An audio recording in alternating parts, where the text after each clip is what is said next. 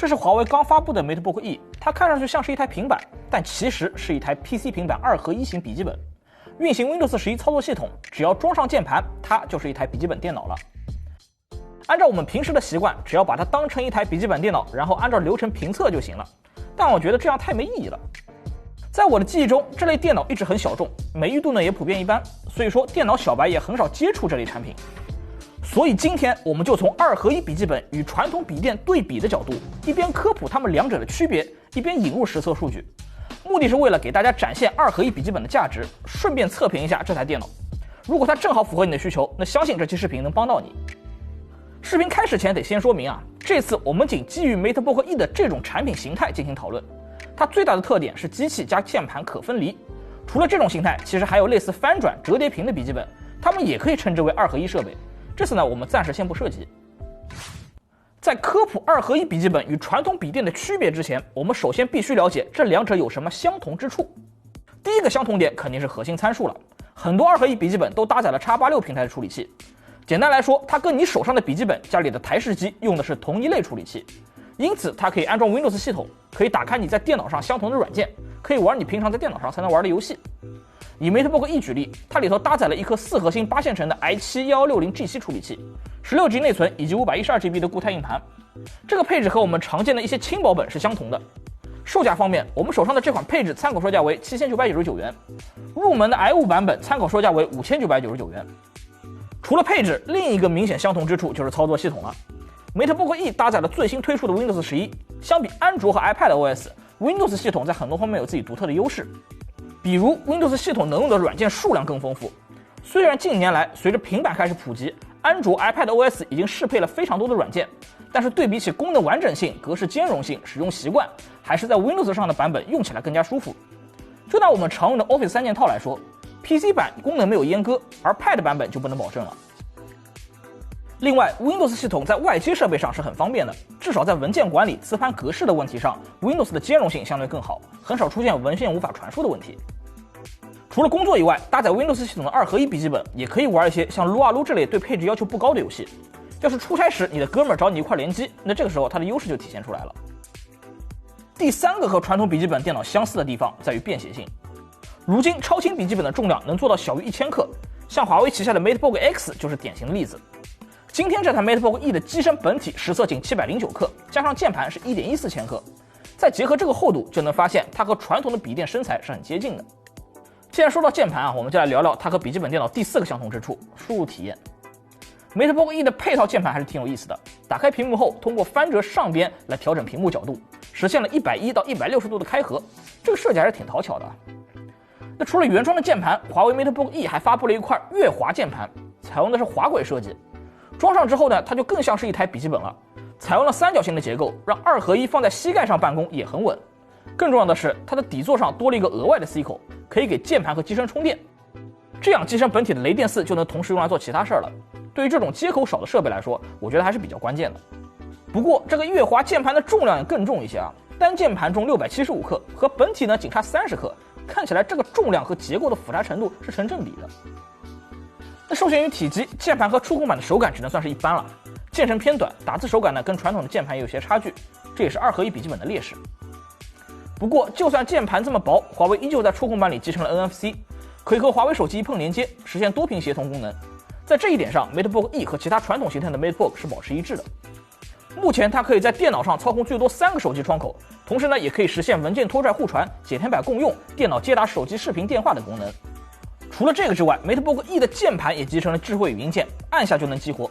它有2种模式，在语音输入下，它可以把你说过的话自动转换成文本输入；在 AI 字幕模式下，它会实时根据视频中的语音显示出字幕，支持英译中、日译中等翻译功能。字幕呢可以保存成文本导出。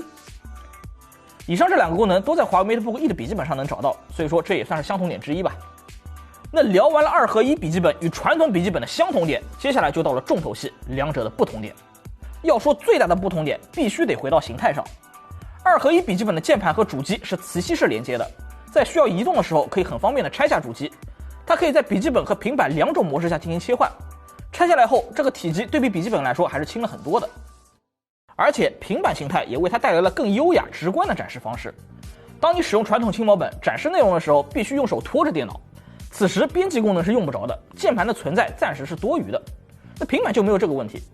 当你在展示方案时，甚至可以用笔来进行批注，整个过程都更加简洁明快。第二个不同点是触屏。传统的轻薄本也有很多带触屏的型号啊，但是呢，使用体验比较鸡肋。究其原因，主要是传统转轴形态在触控时不太稳定，点击时容易晃动，连带着键盘操作也不方便。而到了2合1笔记本上，我们就可以非常方便的用手写笔完成做标注的工作，同时呢，也支持双击笔身、截屏等快捷操作。甚至如果你美术功底过硬，用来画画也是可以的。总之呢，相比一般的触屏笔记本，2合1笔记本的触控体验是更胜一筹的。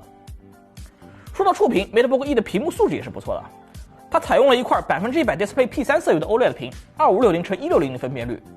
华为给这台电脑内置了色彩管理方案，一共有3个模式。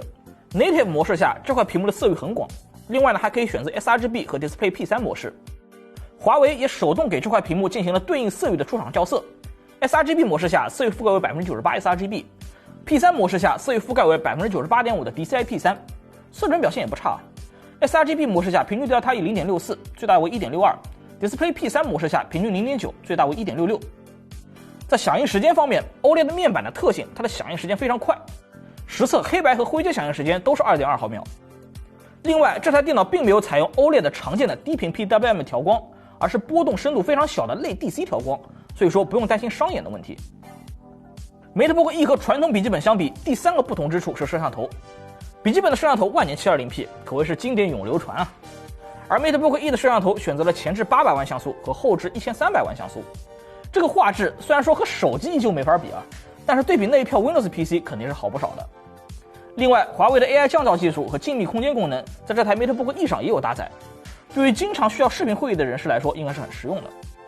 有长处也有短处，2合1产品由于体积受限，接口数量一般都非常少。这台 MateBook E 更是只有一个雷电4接口，一旦接上适配器，那就必须用扩展坞才能外接设备。就算你用月滑键盘，可以利用底座给电脑本体充电，这样也只有一个 C 口，对于一台 PC 来说确实不太够。除了外部接口不够用之外，内部的扩展性也是2合1产品的死穴啊。这种电脑一般都是不可拆解的设计 ，MateBook E 也是使用了胶水固定，内存、硬盘都是不可更换。所以说，在选购的时候一定要明确你的需求，想清楚要多大的内存和存储能够满足你的日常使用，必须一步到位。最后一个不同点就是性能释放了。2合1笔记本的主机里需要同时集成屏幕和芯片，而且呢，机身本身内部空间不大，里面是塞不下传统笔电里那种粗壮的热管的。而 X86 平台的芯片对功耗又有一定要求，因此呢 ，MateBook E 的性能表现肯定是不及一般的轻薄本的。使用 Cinebench R20进行循环测试。MateBook E 稳定在1250分左右，功耗呢则是只有12瓦，频率 2.0 赫兹，相比主流笔记本会弱。烤机测试的情况也是类似啊，功耗同样维持在12瓦，温度呢倒是不高，只有67度，频率 2.9 赫兹。功耗保守主要还是为了照顾触屏的使用。它在烤机时的表面温度最高为 41.7 度，大部分区域都在35度以下，这个温度拿着用也只能感受到轻微发热。人为噪音也是比较低啊，只有 38.5分贝。只有凑近了听才能听到风扇在转。机身薄对于续航也是个挑战。华为在 MateBook E 里塞入了42瓦时的电池 ，PC Mark 时的续航测试时间为6个小时47分钟。相较于传统轻薄本，续航偏短也是一个不同点。性能保守也意味着它的主要用途是一些轻活，像收发邮件、简单的数据处理、简单的图片处理，甚至是一些码字校对等工作，而不是像视频剪辑、图形渲染这类的重活。MateBook E 本身的屏幕素质表现很好，再加上呢本身可以很方便的拿在手里，作为文档演示、项目成果展示设备，我觉得还是比较合适的。好啦，看完了2合1笔记本和传统轻薄本的相同点以及不同点，相信大家对于这台电脑也有了一个基本的概念。我们将上述要点归纳一下，供各位参考。最后，我们来聊聊2合1笔记本的适用人群。首先是工作中经常要用到演示、视频会议等场景的商务用户。这类应用场景一般不需要强大的性能，反而是一些2合1产品的特性以及 X86 平台 Windows 系统较好的兼容性，能在这些场合发挥比较大的优势。其次，2合1笔记本由于可拆分的特性，因此呢，它既可以当成笔记本在办公室、书房使用，也能够当成平板在卧室、厨房里使用，活动范围会更广。手写笔加触控板加键盘的2套组合，大大丰富了它的使用场景。无论是组合使用还是拆分使用，它都有自己的特点。最后，如果你只是一个轻度办公用户，大部分时间都是收发邮件或者 Office 3件套，那可以尝试把它当做主力机，那也不是不行啊。不过呢，2合1笔记本的性能表现、扩展性、续航表现是要相对较弱的。如果你对电脑的这些方面有要求，那我建议你至少要有一个主力设备。好了，以上就是本期节目的全部内容了。不知道这期视频有没有为你的选购带来帮助呢？喜欢我们这期视频的话，不妨来个一键3连支持一下，你们的赞对我来说真的非常重要。如果你想每天都和我一起互动，可以关注比巴评测室的官方微信公众号，我每天都会在里面聊一款电脑。这台电脑或许良心，或许坑爹，但我们的目的就只有一个，交流买本心得，帮助电脑小白。这是比巴评测室，我是猪王，我们下期视频再见吧。